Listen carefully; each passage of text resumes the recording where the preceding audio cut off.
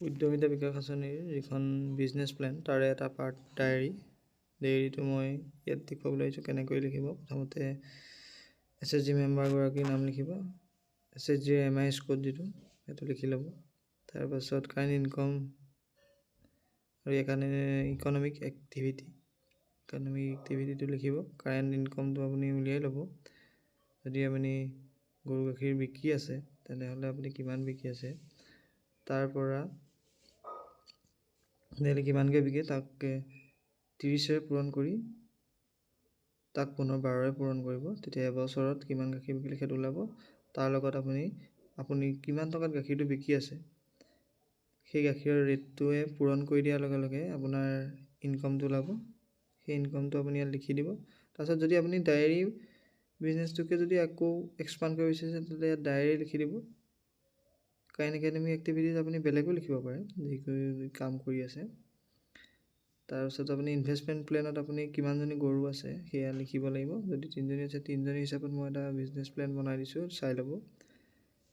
3জনী প্ৰথম ফিড লাগিব। ফিডটো আমি এটা ইউনিট প্ৰাইচ 20 টকা হিচাপে ধৰিছোঁ।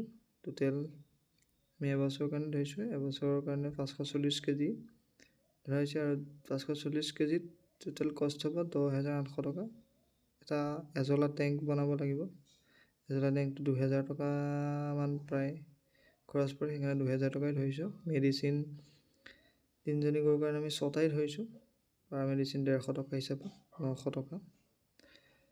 হোমমেড ফিড যিটো তাক আমি 12 টকা হিচাপত ধৰিছোঁ। 720 কেজি এবছৰৰ বাবে ধৰিছোঁ। 8,440 টকা হৈছে। আৰু মেডিকেল ছাপৰ্ট 200 টকা ধৰিছোঁ। 3জনীৰ কাৰণে 600 টকা। টোটেল ইনভেষ্টমেণ্ট হৈছে 22,940 টকা। তাৰে মুখ্যমন্ত্ৰীৰ ফালৰ পৰা পোৱা যাব 10,000 টকা আৰু বাকী চেল্ফ কণ্ট্ৰিবিউশ্যন আছে। আৰু যিহেতু এক্সপেক্টেড প্ৰডাকশ্যন আমি ইমানখিনি খৰচ কৰাৰ পাছত প্ৰডাকশ্যন যিহেতু অলপ বৃদ্ধি পাব, সেয়েহে আমি এক্সপেক্টেড প্ৰডাকশ্যন গাখীৰ 8 মাহৰ কাৰণে উলিয়াম।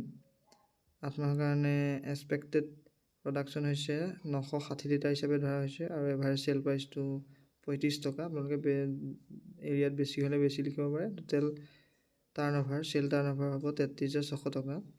আৰু সেই 33,600 টকাৰ পৰা আপোনাৰ কাৰেণ্ট ইকনমিক ইনকাম যিটো সেইটো মাইনাছ কৰি দিলে যিটো ওলাব সেইটো হৈছে আপোনাৰ এডিশ্যনেল ইনকাম। সেইটো এক্সপেক্টেড এডিশ্যনেল ইনকাম 8,400 টকা। এইটো এটা উদাহৰণহে।